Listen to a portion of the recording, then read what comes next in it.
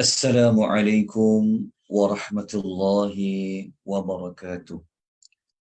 Alhamdulillahi rabbil alamin. Wassalatu wassalamu ala ashrafil anbiya'i wal mursalin wa ala alihi wa sahbihi ajma'in. Allahumma salli wa sallim ala nabiyyina Muhammad wa ala alihi wa sahbihi ومن تبعهم بإحسان إلى يوم الدين أما بعد. Tuan-tuan dan puan-puan rahimani wa rahimakumullah yang Allah kasihi lagi Allah rahmati sekalian.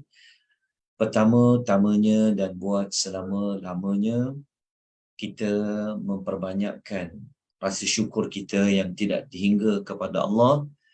Pada malam ini kita dapat meneruskan pembelajaran kita, pengajian kita, majlis ilmu kita yang dijadualkan, ya, seperti yang tuan-tuan ikuti sebelum ini, seperti poster yang diedarkan, iaitu Isnin malam Selasa selepas Isyak kita akan sama-sama menambahkan pengetahuan kita, mengukuhkan maklumat yang ada pada kita berkenaan dengan fakta-fakta yang berkaitan dengan kisah perihal para Rasul alaihimus salatu wassalam.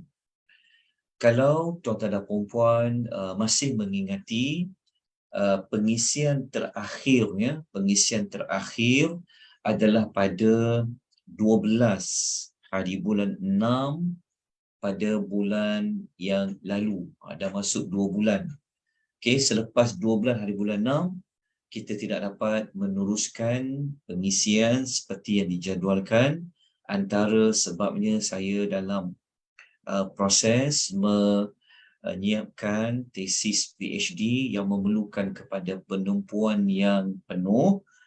Namun begitu, syukur kepada Allah, Allah masih lagi memberikan kita ruang untuk terus kita belajar.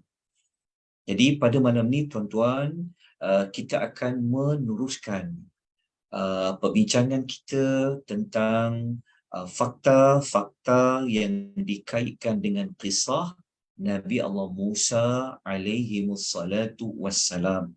Okay. Secara keseluruhan, daripada kita bincang kisah Nabi Adam sampailah kisah Musa pada malam ini adalah pengisian yang ke-34. Maknanya ini adalah siri yang ke-34. Okey. Untuk mengingatkan kembali ke manakah hala tuju pengisian kita yang sebelum-sebelum ini dan juga malam ini dan akan datang. Seperti biasanya saya akan paparkan terlebih dahulu senarai semak. Okey, senarai semak topik-topik yang kita akan pelajari pada pengisian Isnin malam Selasa. Okey, izinkan saya untuk menunjukkan senarai semak. Okey, kalau tuan-tuan dapat lihat di skrin Zoom ni, okey, saya bentangkan ya nota PDF. Okey, kalau tuan-tuan lihat di sini pada senarai semak ini, topik yang ke-8, Nabi yang Rasul yang ke-8 adalah kisah Nabi Musa. Alhamdulillah, kita dah sampai kepada perbincangan yang ke-23. Ini adalah yang akhir sekali pada 12 Jun yang telah saya sebutkan tadi pada peringkat awal. Okey. Dan kita akan masuk kepada perkara yang ke-25 malam ni. Okey, kenapa saya tak bincangkan perkara yang ke-24? Perkara yang ke-24 ni dia agak teknikal perbincangan dari sudut perbincangan dari sudut nak bincang dari sudut tata bahasa Arab tu. Jadi kita skip, kita tak perlu bincang untuk maklumat yang ke-24 ni. Okey, tapi kita terus pergi kepada membincangkan perkara yang ke-25. Jadi malam ni kita akan bincangkan kemusykilan yang ke-25, iaitu berkaitan dengan keberadaan Nabi Musa selama 40 hari di Gua Sur. Okey, perbahasan yang ke-25. Okey, kita nak fokus satu saja perbincangan pada malam ni sebab kita tengah nak ambil mood semula ni, ya, tengah nak mulakan balik mengikuti pengajian yang dianjurkan oleh Akademi Tadabbur Malaysia.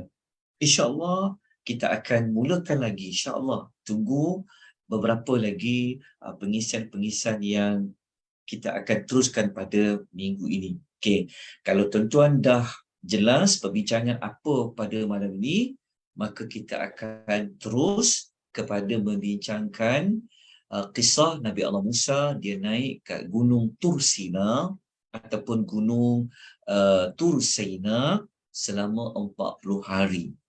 Okey, dia buat apa? Okey, tuan-tuan, ingin saya jelaskan kepada tuan-tuan dan puan-puan ya, pengisian kita ini bukanlah pengisian yang nak membincangkan secara lengkap, secara sempurna kisah Nabi Allah Musa alaihi salatu wassalam.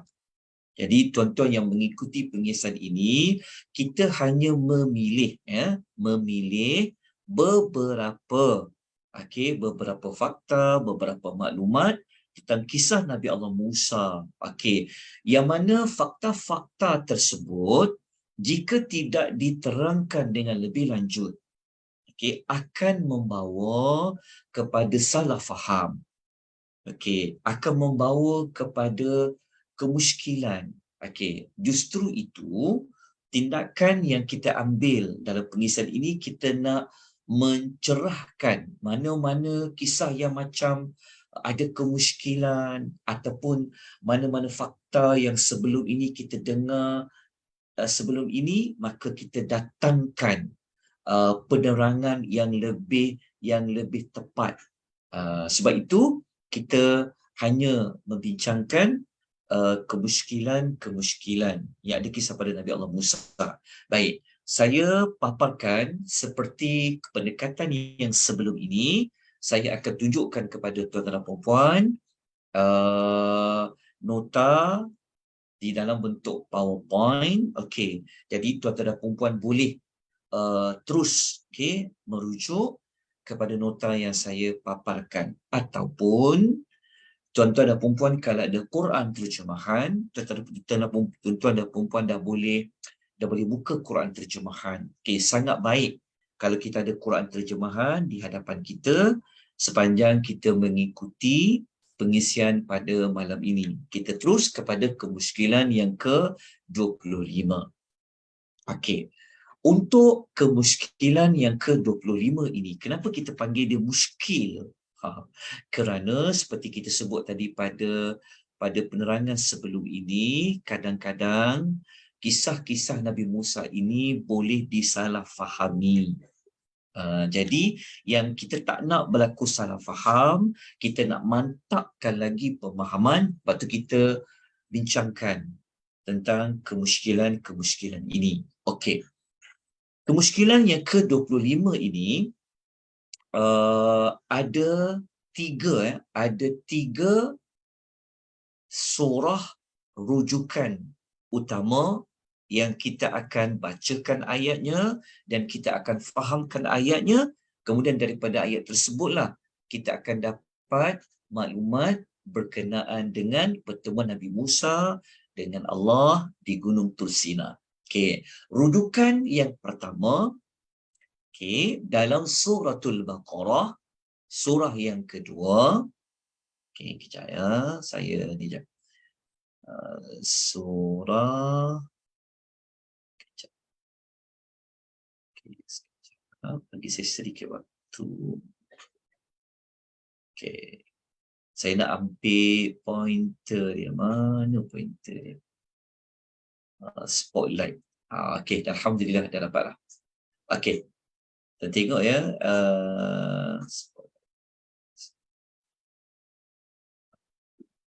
Okey, kita lihat ya. Okey, ayat yang ke-51 surah Al-Baqarah.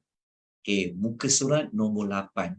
Jadi kalau tuan-tuan ada Al-Quran di depan tuan-tuan dan puan, di sisi tuan-tuan dan puan, okey, boleh buka terus muka surat yang ke-8 ayat yang ke-51. Okey, ayat 51 ni kalau tuan-tuan buka muka surat yang ke-8, ia berada pada baris yang keempat, baris yang kelima. Baris keempat dan baris yang kelima. Okey. Rujukan kita yang kedua adalah surah Al-A'raf. Okey, surah Al-A'raf, surah yang ketujuh di dalam Al-Quranul Karim. Dua ayat yang kita nak rujuk, ayat 142 dan 143. Muka surat 167. Jadi, terus buka Quran terjemahan, muka surat 167. Okey, tuan-tuan akan menemukan ayat 142 dan ayat 143. Okey. Rujukan ayat yang berikutnya adalah surah An-Nisa, surah yang keempat, ayat 164, muka surat 104. Okey, muka surat 104. Ayat 164 dalam surah An-Nisa ini, tuan-tuan akan temukan ia berada pada baris yang ke-6, baris ke-5 dan baris yang ke-6. Baik. Setelah kita mengetahui ketiga-tiga surah rujukan di dalam membincangkan kemusykilan yang ke-25 ni, maka mari kita sama-sama memperincikan daripada satu surah kepada satu surah yang lain. Baik, kita mulakan melihat ayat dari sudut susunan surah. Kita mulakan dulu dengan suratul Al-Baqarah. Okey. Ayat yang ke-51 suratul Baqarah ini, okey, Allah menyebutkan tentang kisah Nabi Musa. Okey, namun begitu, sebelum saya terlupa, izinkan saya nak terang terlebih dahulu ya tentang tajuk ni. Nabi Musa naik ke Gunung Tursina. Okey. Buat pengetahuan tuan-tuan dan puan-puan. Okey. Nabi Musa alaihi salatu wassalam sebenarnya pernah menaiki Gunung Tursina sebanyak 2 kali. Ada 2 kali Nabi Musa naik ke Gunung Tursina untuk bertemu dengan Allah Azza wa Jalla. Okey, kali pertama iaitu ketika mana Nabi Musa pulang ke Mesir. Maksudnya dia nak balik kampung, dia nak pulang ke Mesir selepas dia berada 10 tahun di Madian. Okey, kita semua sedia maklum bahawa Nabi Musa kan dia melarikan diri daripada Mesir sampai ke Madian. Masa di Madian, Nabi Musa telah bernikah dengan salah seorang perempuan yang beliau tolong memberikan minuman kepada kambing-kambing mereka. Maka Nabi Musa duduk di rumah pak mentua dia selama 10 tahun di Madian. Lepas tu Nabi Musa pun nak balik ke Mesir. Okey, semasa Nabi Musa nak pulang ke Mesir, Nabi Musa bertemu dengan Allah buat kali pertama naik di Gunung Tursina. Okey. Dan kali kedua adalah semasa Nabi Musa bersama dengan Bani Israel di Saina. Okey. perbincangan kita ni sebenarnya adalah perbincangan yang Nabi Musa naik buat kali kedua ke Gunung Tursina untuk menerima kitab Taurat. Ini perbincangan kita pada malam ni. Kita bukan nak bincang yang naik kali pertama di Gunung Tursina, tapi kita nak bincang yang kali kedua. Okey, apa beza dia? Okey, beza dia mudah je. Masa kali pertama naik kat Gunung Tursina itulah Nabi Musa menerima watikah, menerima tugasan daripada Allah untuk bertemu dengan Firaun, para pembesar dia dan juga kaum dia. Dalam masa yang sama, Nabi Musa dibekalkan 2 mukjizat. Mukjizat tongkat dan mukjizat tangan yang mengeluarkan cahaya. Itu kali pertama Nabi Musa naik ke Gunung Tursina. Okey, masa naik kali pertama ini, Nabi Musa belum lagi menerima kitab Taurat. Okey, bila Nabi Musa menerima kitab Taurat? Iaitu pada kali yang kedua, Nabi Musa naik ke Gunung Tursina. Inilah perbincangan kita, iaitu naik ke Gunung Tursina buat kali yang kedua. Okey, kalau tuan-tuan dan puan-puan ingin mengetahui macam mana nak mengikuti kronologi kisah Nabi Musa ni, okey, saya tunjukkan sekejap kepada tuan-tuan dan puan-puan macam mana nak faham kisah Nabi Musa ni. Baik. Tuan-tuan dan puan-puan rahimani wa rahimakumullah, kalau kita nak mendapatkan cerita lengkap kisah Nabi Musa di dalam Al-Quran dan juga hadis Nabi, kita boleh pecahkan kisah Nabi Musa ini kepada 6 fasa. Kepada 6 fasa. Fasa pertama bermula daripada Nabi Musa lahir sampai umur Nabi Musa matang. Fasa kedua, Nabi Musa mendapat wahyu. Fasa ketiga, cerita dia dakwah kepada Firaun. Lepas tu, baru Nabi Musa dakwah kepada Bani Israel. Kemudian, Nabi Musa jumpa, Nabi Musa dikurniakan beberapa hikmah, beberapa nikmat-nikmat, dan fasa yang ke-6, fasa akhir sekali kehidupan Nabi Musa, dia bertemu dengan Nabi Allah Khadir alaihi salatu wassalam. Jadi perbincangan kita malam ni fasa yang mana?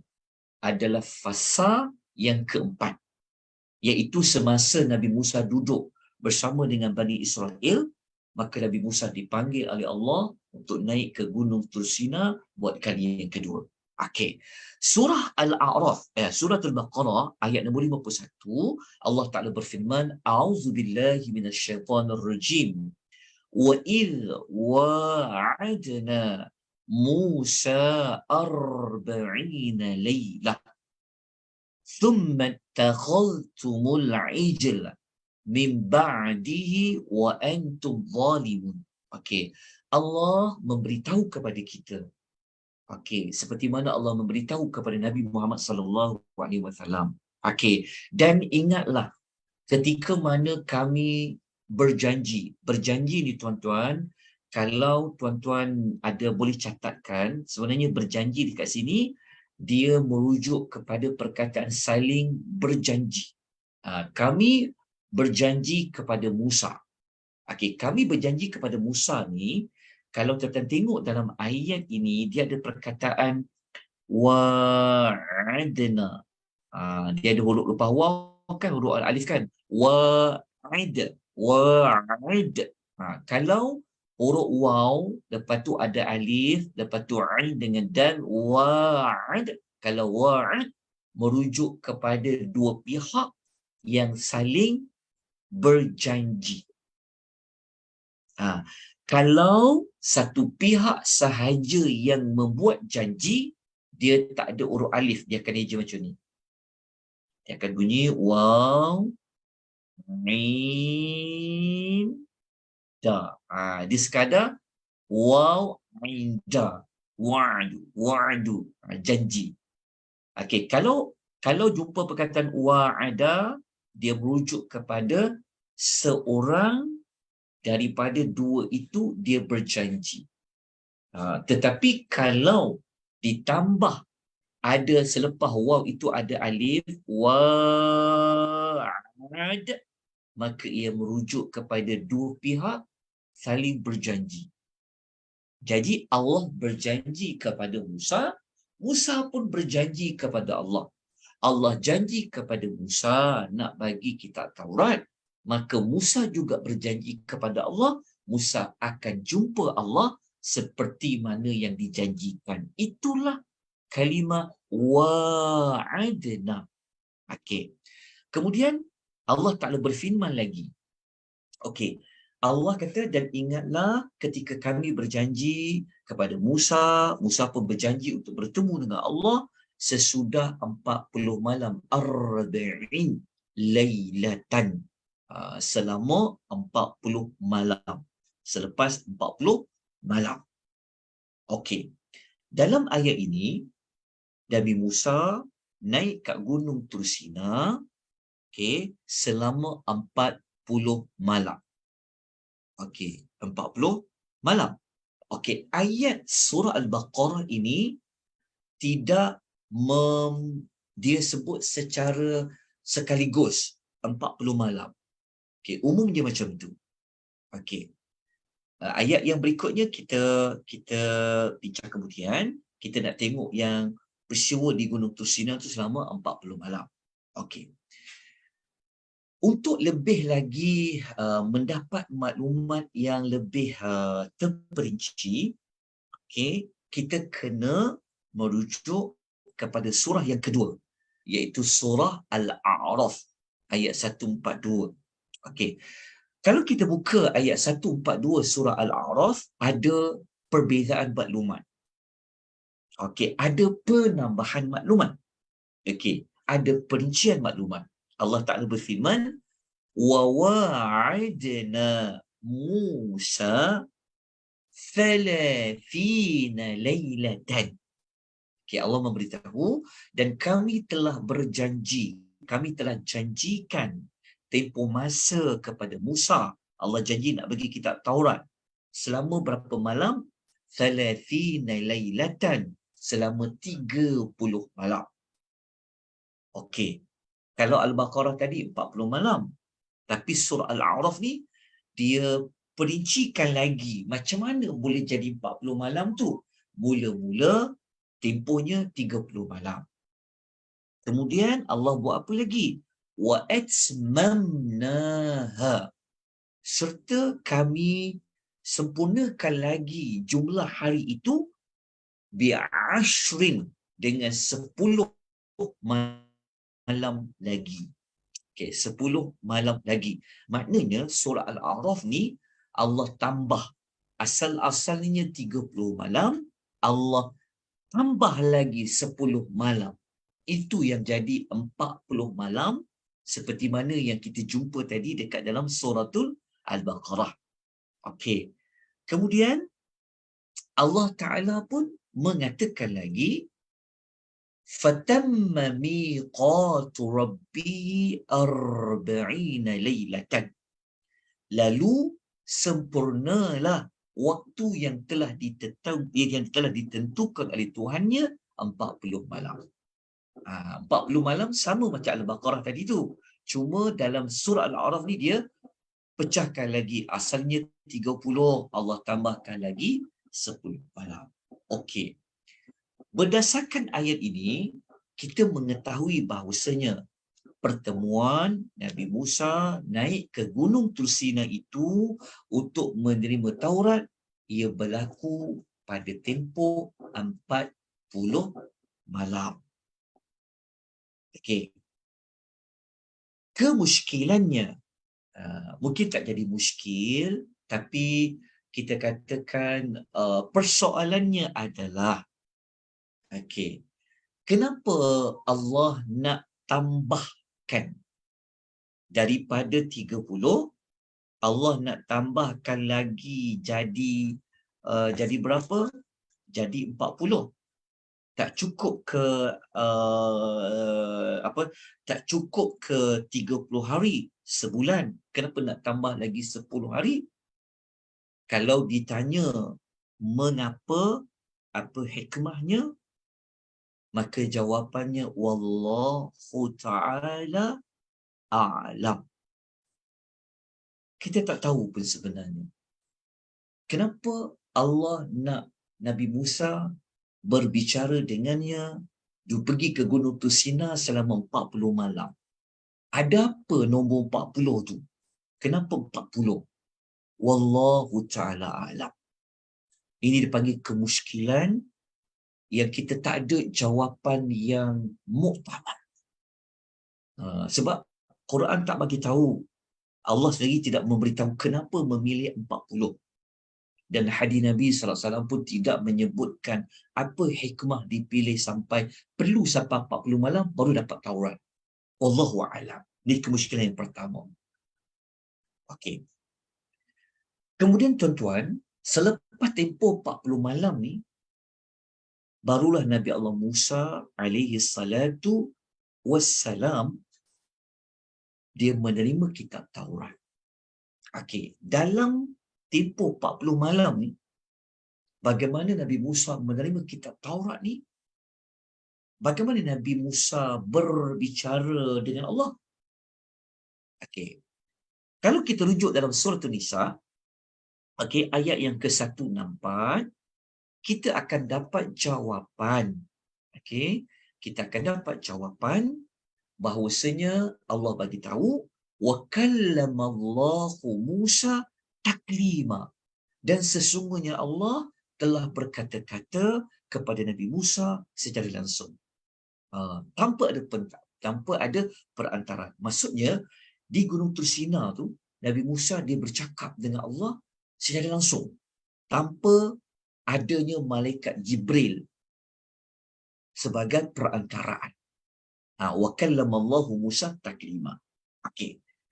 Kat mana persoalan yang kita nak rungkaikan? Kat mana kemusykilan dia? Okey, kemusykilan dia adalah bagaimanakah Nabi Musa ini dia boleh berkata-kata dengan Allah? Ataupun dalam kita tukar soalan, maksudnya bagaimana Allah tu boleh berkata-kata kepada Nabi Musa? Jadi kita nak jawab. Kau tanya, kalau anak kita tanyalah, macam mana ibu Allah boleh berkata-kata kepada Nabi Musa? Kemusykilan ini kita boleh jawab dengan kita katakan bahawa kita tak tahu bagaimana Allah itu berkata-kata. Yang pasti, okay, Allah itu tidak sama macam makhluknya. Walam yakul lahu kufuwan ahad. Laisa kamislihi syai'un. Allah Ta'ala ni tidak ada yang sama dengannya. Allah Ta'ala tidak serupa dengan sesuatu. Kan? Bagaimana Allah boleh berkata-kata? Wallahu a'lam. Kemusykilan yang kita tak dapat nak jawab dengan jawapan yang sekata-kata jawapan yang paling selamat dan jawapan yang sebenarnya paling tepat pun wallahu a'lam. Bagaimana Allah tu boleh berkata-kata? Dan kalau Allah berkata kepada Musa, tentu Musa berdialog kan? Musa jawab, Allah berkata-kata kan? So, bagaimana pula Allah boleh mendengar Nabi Musa itu memberikan jawapan, Nabi Musa memberikan maklumat? Ini pun kita tidak mengetahuinya. Adakah Allah itu mendengar seperti mana kita mendengar? Jawapannya wallahu ta'ala a'lam. Allah berkata-kata mengikut kelayakan diri bagi Allah. Allah itu mendengar juga mengikut yang layak bagi Allah Azza wa Jalla. Okay. Tapi belum habis lagi kemusykilan dia. Kerana setelah Allah berkata-kata dengan Nabi Musa ni tuan-tuan, apa yang berlaku kepada Musa? Kita kena tengok ayat nombor 143. Okey. Ayat 143 ni, sebelum Nabi Musa nak turun dari Gunung Tursina tu, Nabi Musa dia ada buat satu permintaan. Permintaan ni termasuk juga kemusykilan yang perlu kita rungkaikan. Okey. Apa permintaan Nabi Musa tu? Kita tengok terus terjemahan ayat. Okey, Nabi Allah Musa alaihi salatu wassalam, Allah Ta'ala ceritakan kepada kita, dan ketika Musa alaihi salam datang pada waktu yang kami telah tentukan itu, dan Rabbnya berkata-kata dengannya, wa kallamahu rabbuhu. Allah berkata-kata dengannya. Ni kita telah sebut tadi dalam surah An-Nisa, kan? Macam mana Allah tu berkata-kata. Maka Musa pun berkata. Musa berkata, kita fahamlah, kan, manusia yang berkata-kata. Okey. Musa kata apa kepada Allah? Dia kata Rabbi arini anzur ilaika. Dia kata, wahai Rabbku, wahai Tuhanku, perlihatkanlah kepadaku supaya aku dapat melihatmu. Maknanya Nabi Musa ni kan diminta kepada Allah untuk dia dapat melihat depan mata Nabi Allah Musa. Dia nak minta lihat apa?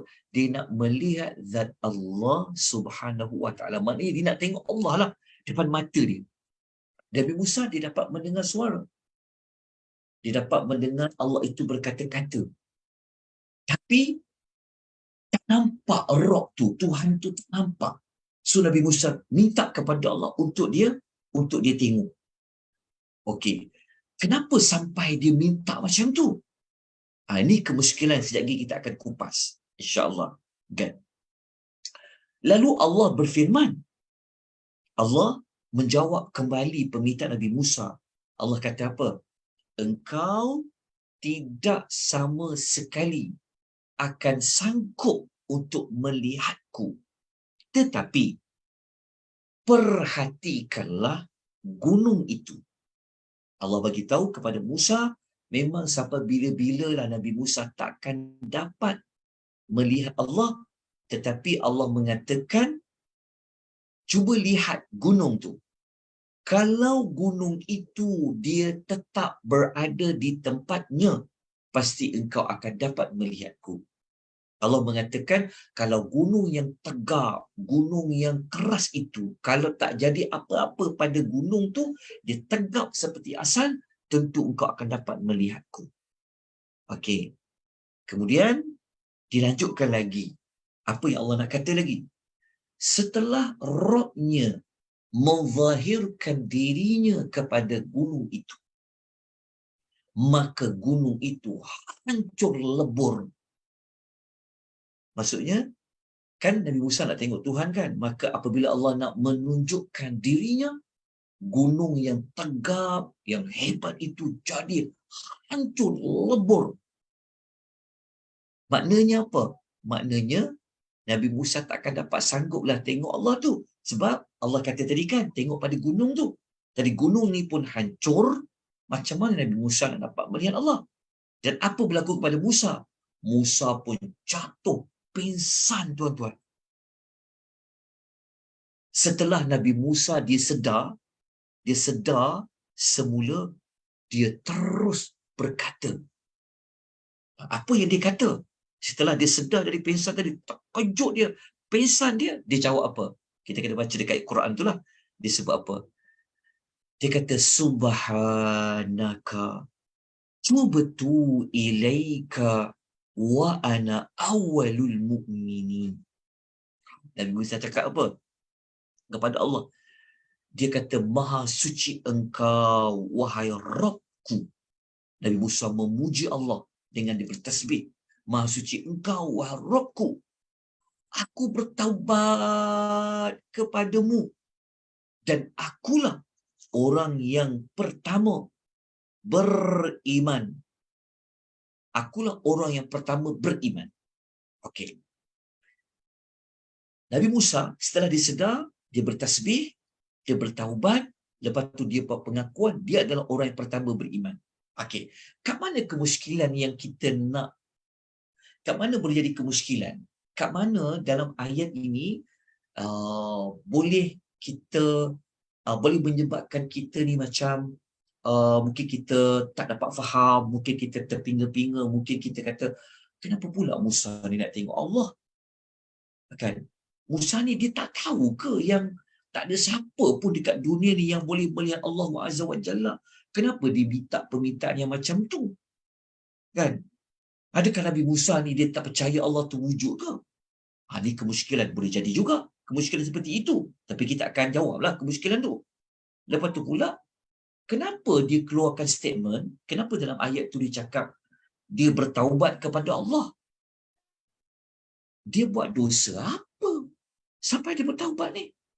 Sedangkan Nabi Musa nak tengok Allah. Kan? Salah ke untuk melihat Allah? Kenapa Nabi Musa bertaubat? Okey, kita akan rungkaikan. Dan kenapa Nabi Musa cakap dia adalah orang yang pertama beriman kepada Allah?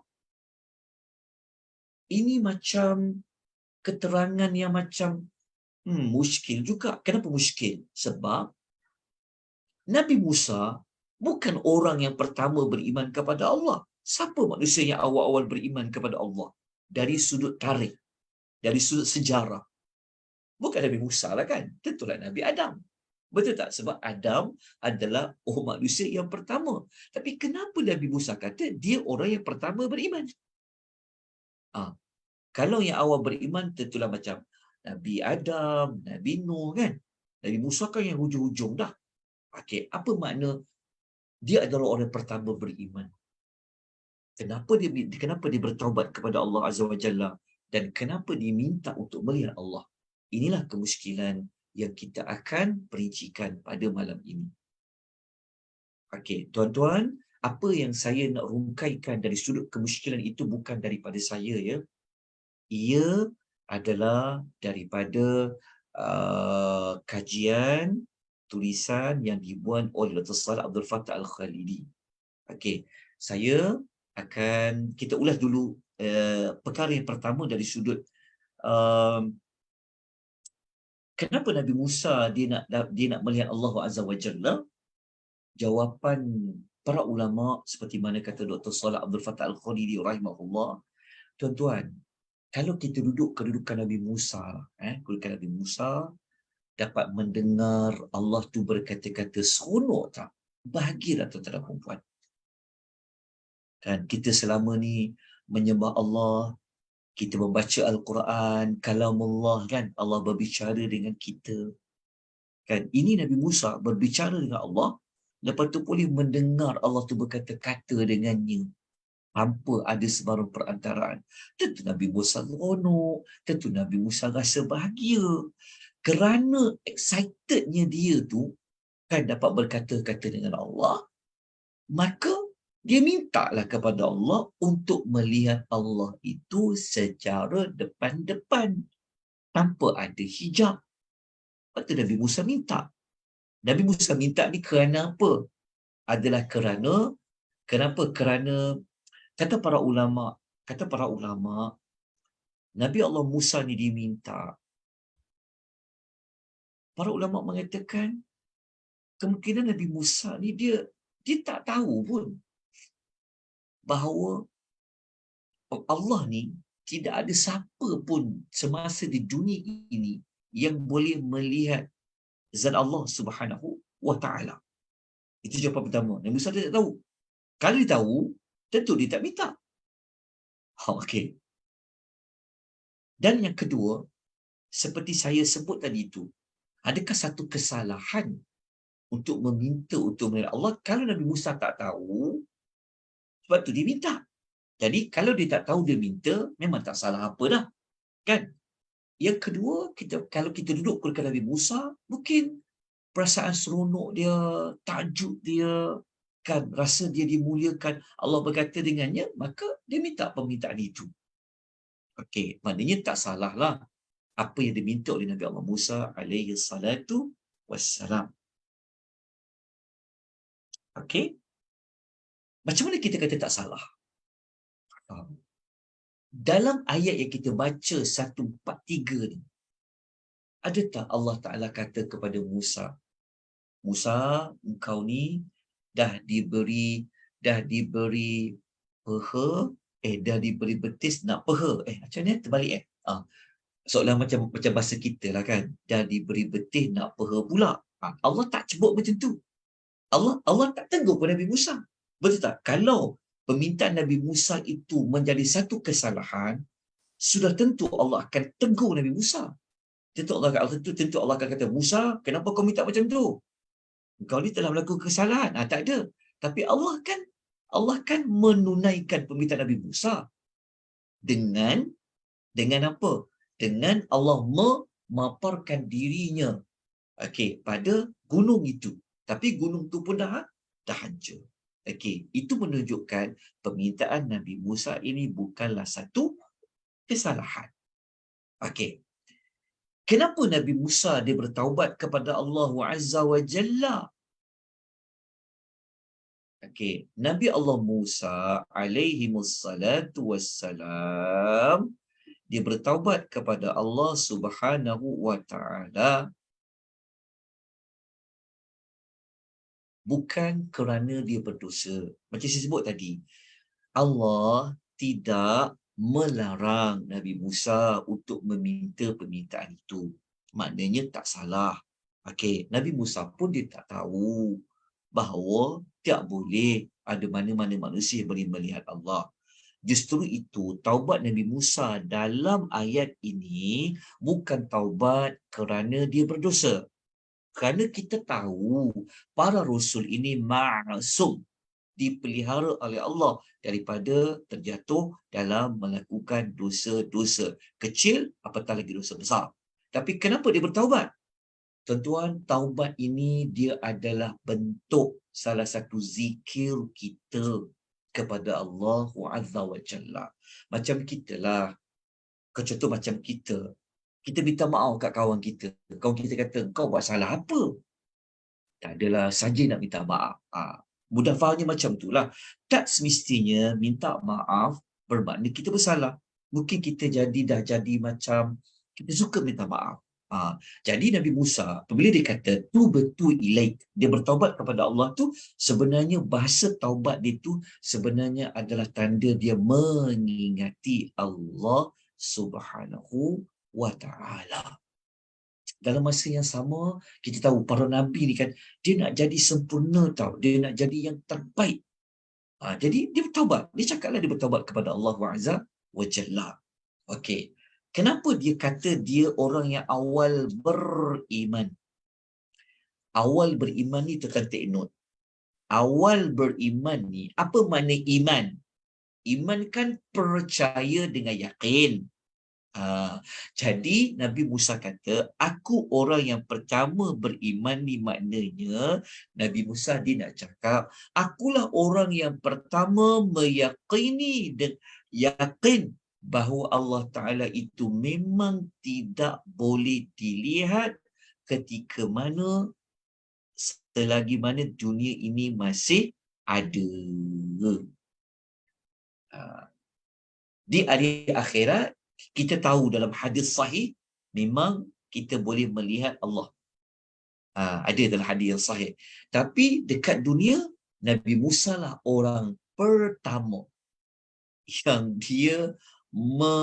dia beriman, dia mengakui dengan yakin bahawa Allah Ta'ala ni memang takkan mungkin dapat dilihat di dunia. Itulah maksud orang yang pertama beriman. Bukan orang pertama beriman dari sudut sejarah, dialah orang yang pertama beriman kepada Allah dari sudut akidah tu. Tetapi pertama di sini, pertama mengatakan bahawa tidak akan dapat melihat Allah semasa di dunia. Wallahu ta'ala a'lam. Selesailah kisah yang kita nak bincangkan pada malam ini tentang kisah Nabi Musa. Jelas tak tuan-tuan dan puan-puan apa yang saya sampaikan sebentar tadi? Apa yang saya sampaikan ni tuan-tuan dan puan-puan ya, bukanlah ia datangnya daripada buah fikiran saya, tetapi saya kongsikan. Kalau tuan-tuan masih ingat, waktu kita bentangkan nota ni, kita ada letakkan awal-awal lagi. Ni nota yang kali pertama dulu. Ni.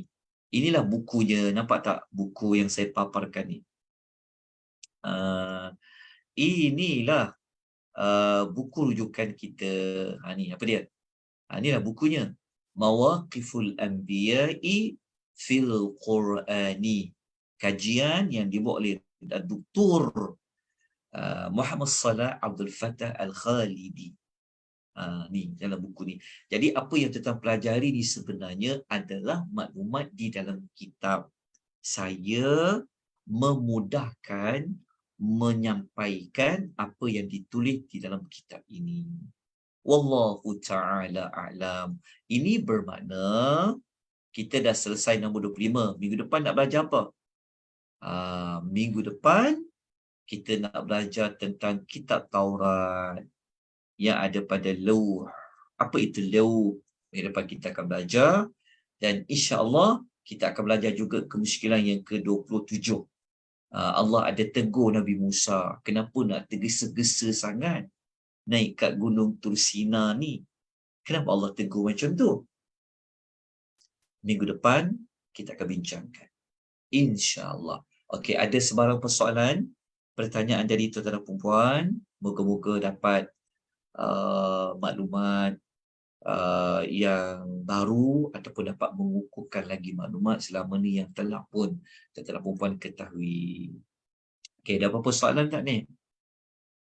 Ada apa-apa penambahan ke? Dipersilakan. Okey. Kalau tiada, kita jumpa insya-Allah pada minggu hadapan. Jadi esok petang kalau ada kelapangan, jam 3 hingga 4 petang, kita akan ada modul baru iaitu modul tadabbur juzuk yang ke-30 ataupun tadabbur juzuk amma bersama dengan anjuran jamaah ahsanul amala jam 3 hingga 4 petang, insya-Allah.